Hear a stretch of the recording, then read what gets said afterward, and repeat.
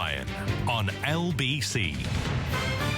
It's 10 to 11 and you are listening to James O'Brien on LBC, where in a way that only live radio really can, we veer away from our complicated and sophisticated conversation about the situation regarding the Islamic State and turn our attention instead towards the studio guest, who I think you can see now if you're on the website, lbc.co.uk. I meant to take my jumper off before the cameras came on because I look so scruffy, but then we're interviewing Bob Geldof later in the programme, so I'm not going to be the most scruffy person on the show today by any stretch of the imagination. Peter Capaldi is here, for which we thank you. It's a pleasure. Good morning. I'm trying to think if there's any question about Doctor Who that you haven't not only been asked before, but not answered about 7 million times already.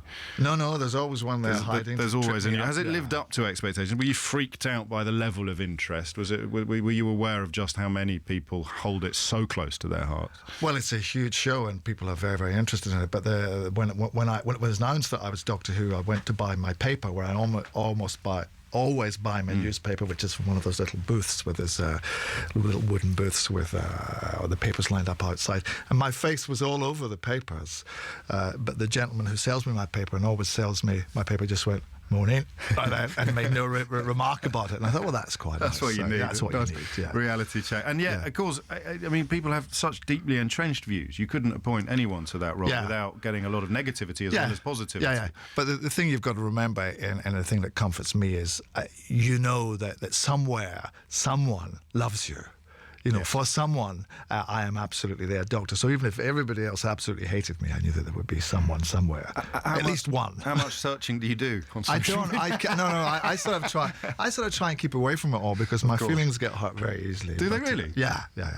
So I'm not a creature of the 21st century. I don't take part. So quite thin-skinned then? Yeah.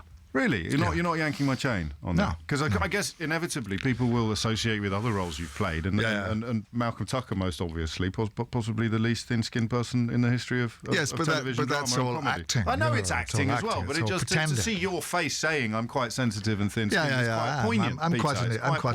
I'm quite an effete theatrical type. Well, and what sort of reaction do you get when you're out and about? What sort of? Well, I get a wonderful reaction. Well, it's changed. When I used to be Malcolm, people used to come up and ask me to swear at them and abuse them, which I would do, which I can't do anymore.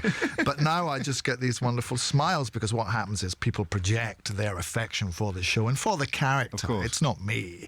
It's their love of Doctor Who that they project upon you. And so you just get met with people are pleased to see me.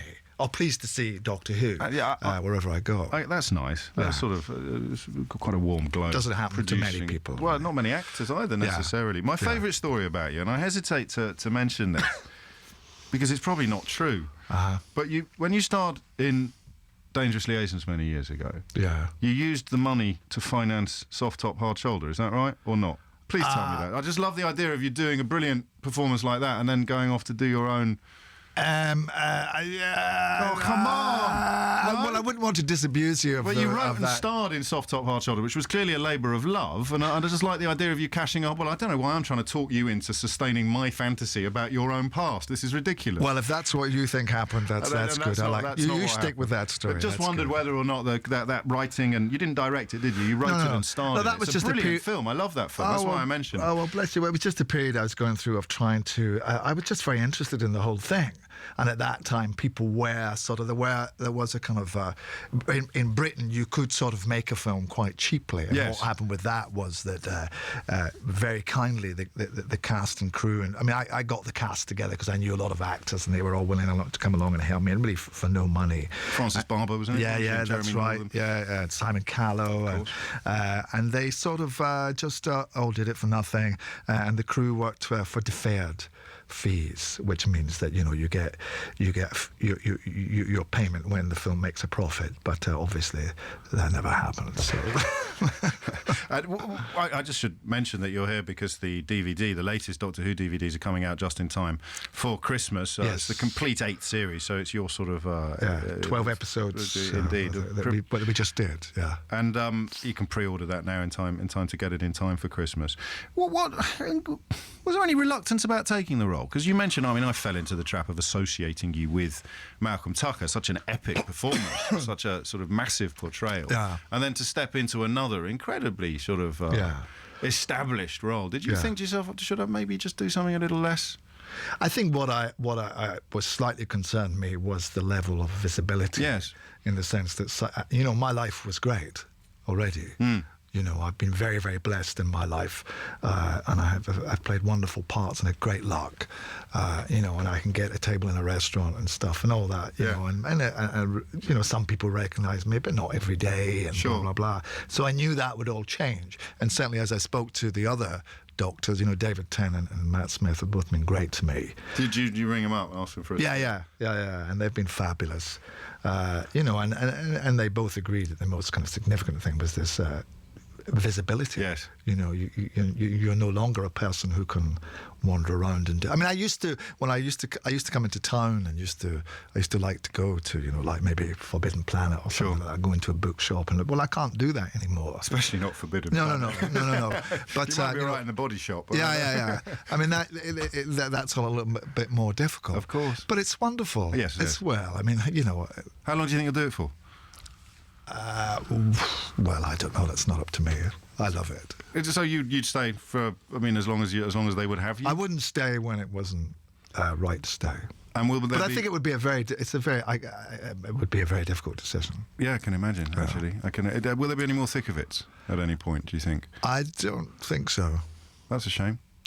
There might be. I don't know. Someone said to me the other day. One of the other cast members said that they were surprised that there wasn't going to be a election special, but it would be difficult for me to. Oh, do you know what also has happened in the last, maybe since it came off air, is that reality's almost overtaken satire. Eh? I mean, there must have been stories recently in the world of real politics, which Armando Iannucci, the scriptwriter, would have rejected as being too implausible for a storyline in the thick of it. Yeah, well, every day there's something that seems appropriate for something that's come from the thick of it. It does, doesn't it? We're going to give money to a beggar, and you're going to get into trouble for giving money to a beggar. That's got the thick of it written all over it, hasn't it? Who could have seen that coming? Yeah. Do you have a favourite part, Peter? I mean, going right back to Dangerous Liaisons and beyond. Is there one you look back on really fondly as being closest to your heart? Well, you know, Doctor Who. Is it really? And I'm very lucky that it's the latest one. But I've loved them all because I've just been very lucky.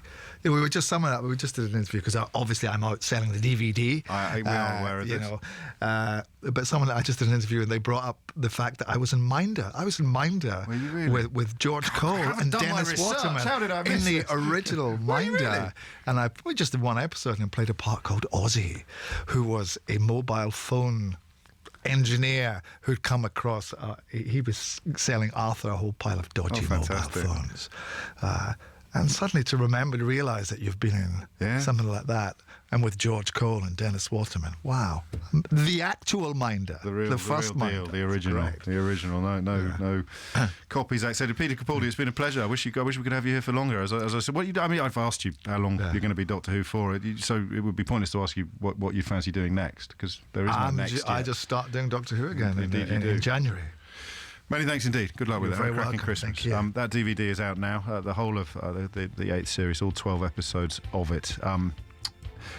And coming up after the news, something of a change of pace when we turn our attention to the disciplinary issues currently facing Jamie Oliver. I kid you not. He's apparently been feeding extremely hot chili peppers to his 12-year-old daughter because he's not allowed to smack her.